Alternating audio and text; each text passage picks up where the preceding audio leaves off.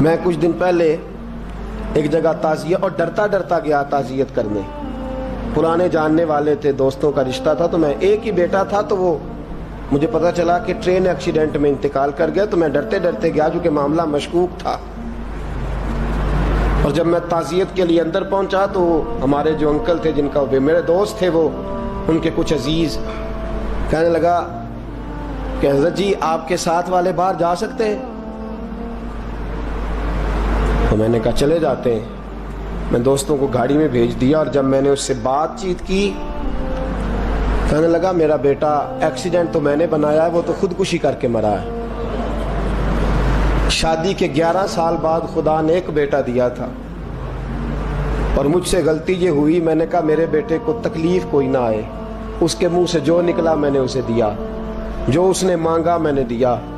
کہتا ہے جو شخص 16,000 مہینے کا کمائے اور بیٹے کو 40,000 کا موبائل خرید کے دے, کہتا ہے میں نے ہر سہولت اسے دی. پھر ایک امیر کی لڑکی سے یونیورسٹی میں پڑھتے ہوئے اس کا تعلق بنا. بچی کے میسج بھی میں نے اپنے موبائل, اس بچے کے موبائل میں دیکھے, اور اس لڑکے نے جو میسج سینڈ کیے وہ بھی میں نے دیکھے.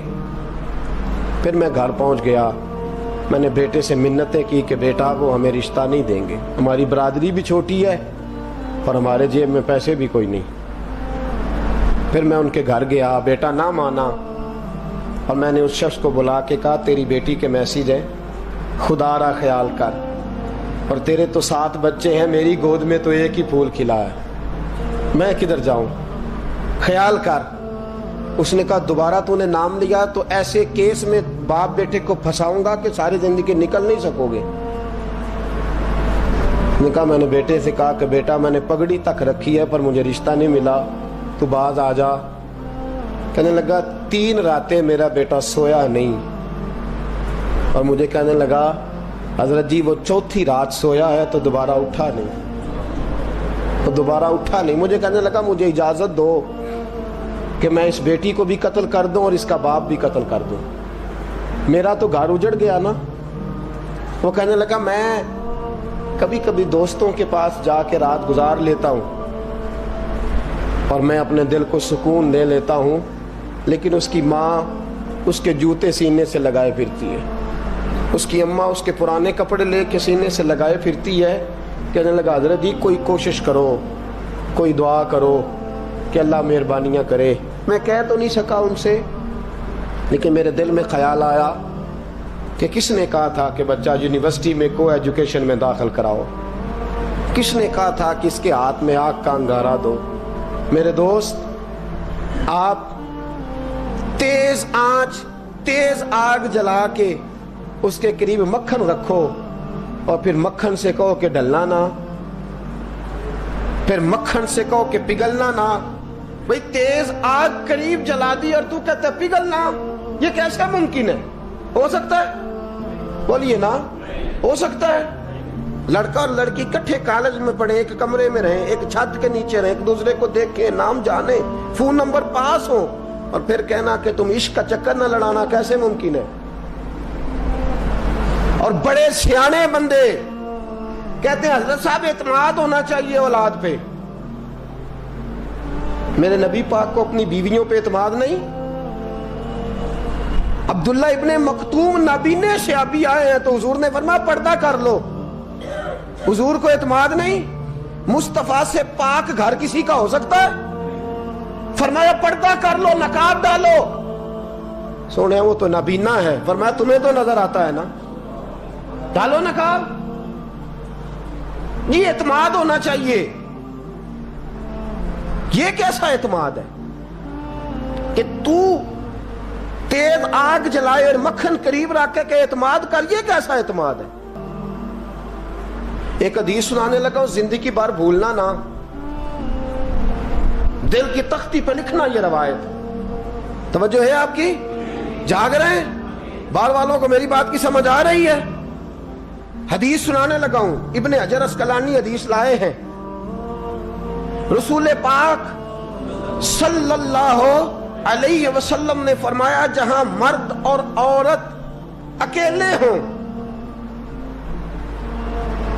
وہاں تیسرا شیطان ہوتا ہے. یہ تو پہلے بھی سنے ہوں گے نا اتنے لفظ. اس سے آگے ہیں ابن حجر حدیث کے لفظ لائے. یا رسول اللہ صلی اللہ تعالی علیہ وسلم، مرد اور عورت اکیلے ہوں تو تیسرا شیطان ہوتا ہے؟ حضور نے فرمایا ہاں. عرض کی حضور اگرچہ وہ نیک ہو. جاگ رہے ہیں نا آپ لوگ؟ اگرچہ وہ جہاں مرد اور عورت اکیلے ہوں وہاں تیسرا شیطان ہوتا ہے. حضور اگر وہ نیک ہو لکھ لو دل کی تختی پر. میرے رسول نے فرمایا اگر عیسیٰ کی ماں مریم بھی ہو اور زکریا کا بیٹا یحییٰ بھی ہو تو میں ان دونوں کو بھی اکیلا بیٹھنے کی اجازت نہیں دے سکتا. فرمایا عیسیٰ کی ماں مریم جو رہی مسجد میں، پلی مسجد میں، جس کی پاکیزگی کا اعلان قرآن کر رہا ہے، عیسیٰ کی ماں مریم. اور فرمایا یحییٰ صرف نبی نہیں، نبی کے بیٹے بھی ہیں. زکریا بن یحییٰ. فرمایا اگر یہ دونوں بھی ہوں، ایک نبی ہو اور ایک ولی ہو، مریم اور یحییٰ بھی ہو، مریم اور زکریا بھی ہو، فرمایا میں ان کو بھی اکیلے بیٹھنے کی اجازت ہے. تو کس نیکی اور پرہیزگاری کی بات کرتا ہے؟ تو کیسا پیر ہے اس کے پاس تنہائی میں بیٹھ کے بی بی اپنا دکھڑا سنا رہی ہے؟ تو کیسا مفتی ہے؟ اٹھا کے لے جا طریقتیں شریعتیں اور جا کے سنبھال لے اپنے جبہ اور دستار میں. وہ کوئی جبہ اور دستار نہیں، وہ گند ہے. اس لیے کہ جو نبی مریم سلام اللہ علیہا کو نبی کے پاس بیٹھنے کی اجازت نہیں دے رہے، وہ پیر کس بات کی مولی ہے جو بیبیوں کو بغیر پردے کے سامنے بٹھاتا ہے؟ اور تنہا بی بی کہتی ہے میرا دکھ سن لے. کس نے اجازت دی ہے؟ اور پھر کہنا تماشا لگ گیا، سٹنڈ لگ گیا ہے. یہ شریعت بیان کر رہا ہوں، رسول اللہ کا فرمان بیان کر رہا ہوں، اور اس سے آگے ہمیں کسی دلیل کی ضرورت بالکل نہیں ہے. پتہ نہیں باپ کو کہ میرا بیٹا کیا کر رہا ہے. اندھی ہے وہ ماں جس کی بیٹی سارا دن نیٹ پہ بیٹھی رہتی ہے، اس کو خبر نہیں کیا ہو رہا. اور جب آگ گلے تک آتی ہے نا، داڑیاں جب جلنے لگتی ہیں تو ہمیں خیال آتا ہے یہ کیا بن گیا. اور جب ماں کا دوپٹہ کھینچنے لگتا ہے نا سگا بیٹا کہ چل میرا رشتہ مانگ، پھر اس کو پتا چلتا ہے کہ یہ تو معاملہ ہی بڑا خراب کر لیا میں نے. میرے دوست، جوانی زیادہ پیسے کمانے کا نام نہیں. اگر تو قیمتی کپڑے پہنتا ہے تو تو جوان نہیں. تو 50 کلو وزن بائیں ہاتھ سے اٹھا لیتا تو تو جوان نہیں. اگر تو ڈگریوں کا ڈھیر لگایا ہے اور تیرا دراز اور الماری بھر گئے ہیں تو تو جوان نہیں.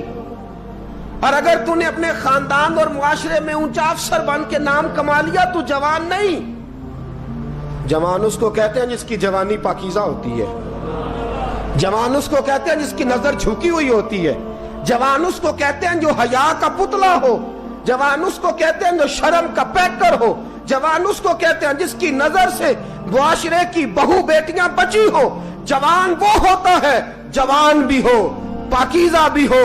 جوان وہ ہوتا ہے کہ میرے رسول پاک نے فرمایا صبح قیامت اللہ عرش کے سیدھے جانب جوان کھڑا کرے گا. 30 سال کا جوان، چڑھتی جوانی، خوبصورت آنکھیں، روشن چہرہ، اس کا وجود طاقت والا. نبی آگے بڑھ کے پوچھیں گے یا اللہ یہ کون ہے جو تیرے دائیں جانب کھڑا ہے؟ اللہ فرمائے گا یہ وہ جوان ہے کہ خوبصورت عورت نے اسے کہا تھا میرے ساتھ منہ کالا کر لے، پر اس نے نظر جھکا کے کہا تھا انی اخاف اللہ. نہ بھائی میں تو اپنے اللہ سے ڈرتا ہوں. فرمایا یہ پاک جوانی والا ہے، یہ حاجی نہیں، نمازی نہیں، یہ ولی نہیں، یہ صوفی نہیں، یہ وہ نہیں جو غوث زماں ہو، قطب دورہ ہو، پیر طریقت نہیں، مفتی وقت نہیں. یہ خالی جوان ہے پر پاک جوانی لے کے آیا ہے. یہ خالی جوان ہے پر پاکیزہ جوانی لے کے آیا. یہ خالی جوان ہے پر اس کی نظروں میں حیا بڑی ہے. یہ پاک، یہ کیا تماشا لگ گیا عشق کا چکر. اور آج جتنی مصیبتیں کھڑی ہوئی ہیں اس عشق مجازی کے روگ نے کھڑی کر دی ہیں ہر جوان. ہمارا ایک بچہ تھوڑے دن پہلے اس علاقے کا محمد طیب نام کا شہید ہو گیا. وہ ایک کونے میں رہنے والا، ایک محلے میں ایک چھوٹے سے کونے میں رہنے والا بچہ تھا نا. میرے ساتھ دوست موجود ہیں. صبح سے لے کر ساری رات میں افسوس کرتا رہا میں جنازے میں کیوں نہیں گیا، میں جنازے میں کیوں نہیں گیا. وہ بچہ پاک فوج کا وہ شہادت اختیار کر گیا تو فخر سے سر بلند کر گیا اپنا. لیکن جو بی بی کے لیے ساری رات روتے رہتے ہیں وہ شہید ہو سکیں گے؟